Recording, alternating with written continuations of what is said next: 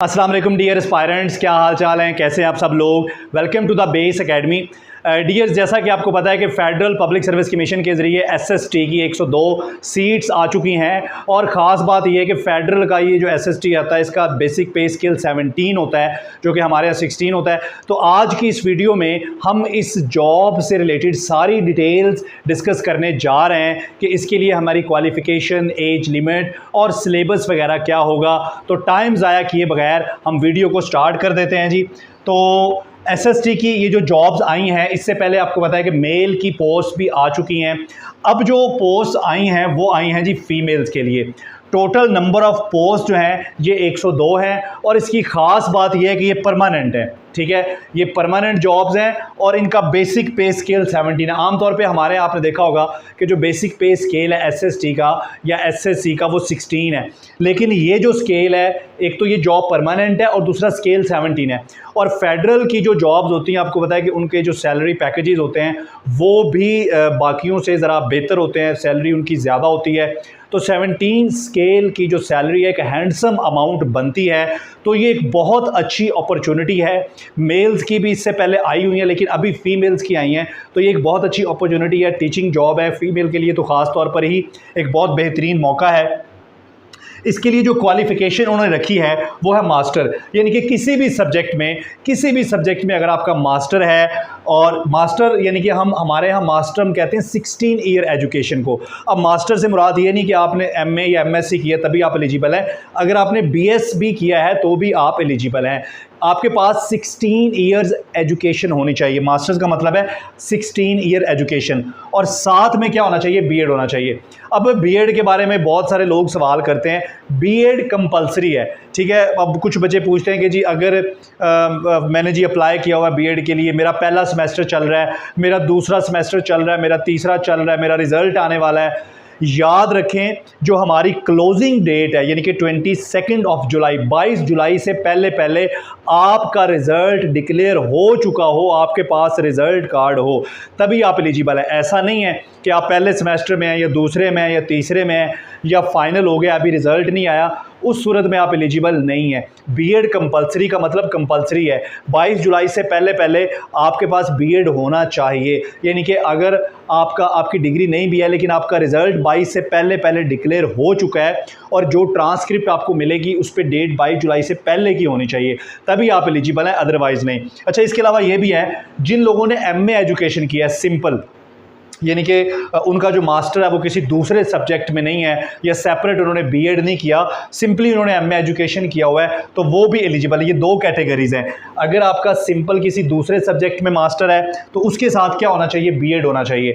16 year education यानी कि BS या एमए एमएससी और उसके साथ बीएड, या इसके अलावा जो दूसरी क्वालिफ़िकेशन है वो एमए एजुकेशन है। आपका एमए एजुकेशन है तो फिर भी आप एलिजिबल हैं।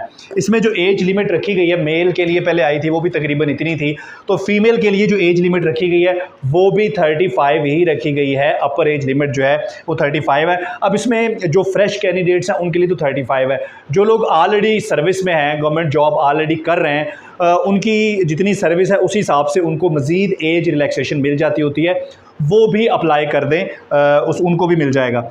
अगर सिलेबस की बात करें तो इसमें 100 मार्क्स का एमसीक्यूज टाइप आपका पेपर होता है और उसमें कोई नेगेटिव मार्किंग नहीं होती। इसमें 80% जो है ये एजुकेशन का सब्जेक्ट होता है, यानी कि आपका उसमें बीएड और एमएड आ जाता है, उसकी जो सिलेबस है, लेकिन वो सारा नहीं है। जैसे कि आपको नज़र भी आ रहा होगा कि बाकायदा आउटलाइन, एफपीएससी की ये खूबसूरत बात है कि ये बाकायदा आउटलाइंस देते हैं कि भाई ये चीज़ें आप तैयार कर लें, इसके मुताबिक आपका पेपर होगा। तो ये बहुत अच्छी बात है, हमें उन्हीं आउटलाइंस को अच्छे तरीके से तैयार करना होता है, उसी में से पेपर बनता होता है। और 20% जो है इसमें इंग्लिश है। इंग्लिश भी आपको नज़र आ रहा होगा, इसमें ग्रामर है, सेंटेंस स्ट्रक्चर वगैरह वगैरह ये है। तो ये भी बता दिया गया कि भाई ये चीज़ें, जैसे ग्रामर है, ग्रामर में आपको पता है क्या क्या चीज़ें करनी है, स्ट्रेंथ स्ट्रक्चर में क्या क्या चीज़ें करनी है। तो इन्हीं आउटलाइंस के मुताबिक आपका पेपर होता है। 100 मार्क्स का एमसीक्यूज टाइप पेपर होता है और इसमें कोई नेगेटिव मार्किंग नहीं होती।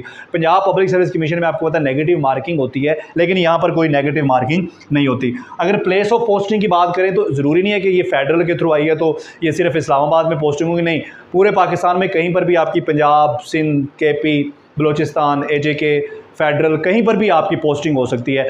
जो FG स्कूल्स होते हैं, इसके अलावा जो कैंट गैरिजन्स के अंदर जो हमारा जो डिफेंस मिनिस्ट्री है उसके अंडर जो तालीमी इदारे होते हैं, स्कूल वगैरह, उनके अंदर आपकी पोस्टिंग किसी भी जगह पर, कैंट आपको पता है कि तकरीबन पूरे पाकिस्तान में होते हैं, तो कहीं पर भी आपकी पोस्टिंग पूरे पाकिस्तान में हो सकती है। सिर्फ ये नहीं कि सिर्फ आपकी इस्लामाबाद में होगी।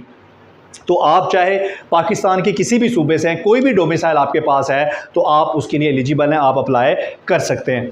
लास्ट डेट अप्लाई करने की 22 जुलाई होती है, लास्ट 22 जुलाई है। लास्ट डेट का इंतज़ार नहीं करते होते, जॉब आ गई है, अप्लाई कर दें, आज से ही तैयारी अपनी शुरू कर दें। बच्चे पूछते हैं कि जी टेस्ट कब होता है फेडरल का? तो फेडरल का टेस्ट आमतौर पे जल्दी नहीं होता, 5-6 महीने से पहले तो टेस्ट कोई नहीं होता, ठीक है। तो जो इस तरह के टेस्ट हैं लेक्चरर के या टीचिंग वाली जॉब्स के, तो इसका ये मतलब नहीं है कि आप कहें जी टेस्ट तो अभी लेट होना है, इसको फॉर ग्रांटी ले लेते हैं। तो इस तरह तैयारी कभी भी नहीं होती। जब जॉब आ गई है, आपने अप्लाई कर दिया है, तो उसी दिन से किताबें उठाएं और अल्लाह का नाम लेके तैयारी शुरू कर दें। फ़ी जो है इसकी 17 स्केल के लिए 16 और 17 स्केल के लिए 300 है, जो आपने इसको पे करके तो उसकी जो रसीद वगैरह है वो आप अपने पास रख सकते हैं। आजकल सुना है कि ऑनलाइन भी आप फ़ी पे कर सकते हैं, तो अगर ये ऑप्शन है आप वेबसाइट से चेक कर सकते हैं, तो इस तरह से भी कर लें।